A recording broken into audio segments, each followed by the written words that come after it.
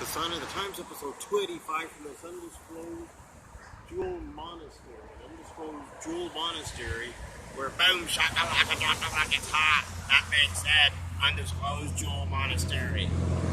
Greatest monastery in the history of monasteries. Everyone in Japan talking about this monastery. They say it's the greatest monastery in the history of monasteries. My own family, said it was the greatest monastery they've ever seen in their whole lives. That being said, undisclosed Jewel Monastery. Boom, shakalaka. So, last week, we saw that idiot Darth Karta get not one, but two matches at Pablo Needed. I was late to the show. I missed the whole thing. But apparently, Von Hess slaughtered him. And then Chongo Chong snapped his arm like a dried twig. How that idiot was involved in a heavyweight title match, I'll never know. But he's had shots at every single available title at SCW over the span of 2 weeks. I am for words. It's an apparent sign of the apocalypse of professional wrestling. More so than when he teamed with Gregor Petrov to hold the NWA Blue Collar Pacific Northwest Tag Team title. That was shocking enough, but this whole Chongo Chong heavyweight title match with Darth Karta in it, thank Dez Almighty, Chongo Chong was able to snap his arm. Maybe we'll never see him again, I don't know. Or maybe he'll pop up next week to get his fruit pie, because QT Voaxe went back to 2013, based all of his rankings on 2013, and claimed they were for this week. Their 2017 debuts based on Woodland Pro Wrestling's show from 5 years ago.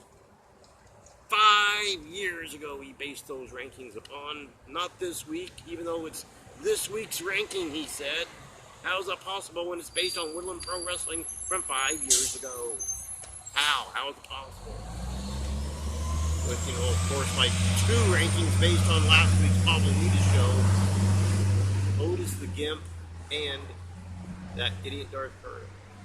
And apparently Robert Von Ludwig, because he's only been around for a year. Still. To the people that love the snaps. Current book I'm reading is Dave Dravecky. I cannot confirm or deny that it is the third favorite book of Brody Adam Miller, the son of Troy Miller and Miss Liz, but it might be. We'll have to get confirmation on that. Next week I will report confirmation or denial that it is his third favorite book, because he loves baseball books. He loves them with passion, and that very specifically is a book about former San Francisco Giant Dave Dravecky, who no longer has one of his arms. No longer does. They amputated it. It pretty much snapped like a twig. Pamphlet of the Science Times. Every show needs a pamphlet. Ask Dave Turner. That's why his show failed. Failed miserably. Horrifically. Tragically. CAC program. Look at that. People already planning to go to the CAC next year. Facebook, the Instagram, the YouTube, which you may be watching right about now. Right about now, you may be watching it. The Twitter, where you can follow me, but not literally. Much as Big Vicious does. Much as Phantasma does. She does, but not literally. I don't look behind this undisclosed little monastery sign and see Phantasma, even though she's skinny enough to hide behind one of these toast. She's that thin. That's Kacee Carlisle, available at KaceeCarlisle.com. That's KaceeCarlisle.com for all your gift giving needs. Imagine the joy if you were to order this, get a rush delivery, and get it in time for Kacee Carlisle's wrestling anniversary, which is Sunday. Her wrestling anniversary is Sunday. It is. Or you can get some of those pictures and wallpaper your home with them. Think of the joy on your family's face when they walk in to visit you and you got Kacee Carlisle photos wallpapering your home. Or if you're a midget and you live in one of those tiny houses, some of those if you have pillows everywhere. King Jaden's favorite. Dimitri's favorite. Warrior Kid Zay's favorite. Bad Blood's favorite. Buddy Highway's favorite because he loves Amish people. Chongo Chong's favorite because he sends a lot of people to the hospital. That's mine alone. Tommy Celsius's favorite. There's Team Badneys, the aforementioned Troy Miller, Miss Liz, Amazing Maria, Cameron Starr. Look at that. There they are. Seymour Schnuck, proud member of the Gouge roster. He'll be on during Gouge Month in August. It's fact. There's a Gouge Month happening. Hopefully, some stomping individual will have me a gouge poster for that in the next week. He's got nothing better to do, so why not? Why not give me a gouge poster? I'll happily promote that. So today on the show we had Derek Drexel, because there were some difficulties with the previously scheduled guest, but Derek Drexel was free and we took him, and he was for words with QT Voaxe, completely for words. QT trying to force having interacted with Coach Mike Jones upon him when he in fact had not. But QT did not accept that, much like he will not accept that it's not 2013 and the Woodland Pro Wrestling show did not happen last week, because it didn't. It was 5 years ago. 5 years ago for Woodland Pro. In QT's mind, it will live forever as last week.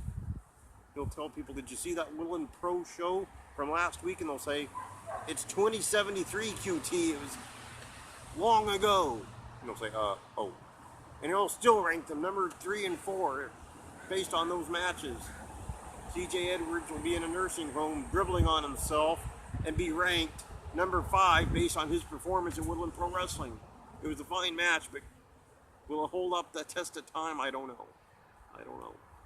Sunday this week on Turnbuckle Low, we have CJ Jenkins, fine cruiserweight out of Arkansas.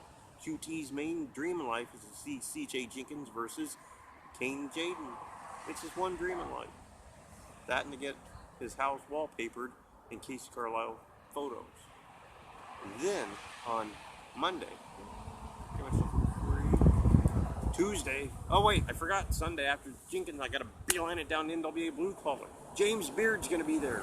That James Beard from the Global Wrestling Federation, from the NWA, from WWE, he'll be there. So will Tim Storm, supposedly, but you know how that goes. Will a third time be a charm? Will he have travel difficulties? Will he have 4 flat tires? I don't know. Then Monday, nothing. Tuesday, pretty much the same. Wednesday, though, got nothing. Thursday's pretty open. Next Friday, the Bomb Shelter coming to the show. Joseph Schwartz, Randy West, the Zodiac, all going to be on at the same time. QT will probably confuse Randy West and the Zodiac more than once. So to review from this undisclosed monastery, which is the greatest one in the history of the whole history of monasteries. Everyone in Japan talks about it all the time. They love it. That being said, Sunday, we got CJ Jenkins. And I got a beeline down to NWA Blue Collar where, the title will be there to be defended. This time, we think. Then James Beard, hopefully he'll be there. If not, I'll be disappointed. Really disappointed. I might read his book aloud in the ring to make up for it. So I pretty much carry it with me. Then, Monday, pretty much looking free. Tuesday, got nothing. Wednesday, not a lot going on. Thursday, though, it's pretty much the same. Next Friday, the Bomb Shelter. QT will probably ask him questions about the atomic bomb testing of the 1940s, or he might ask him,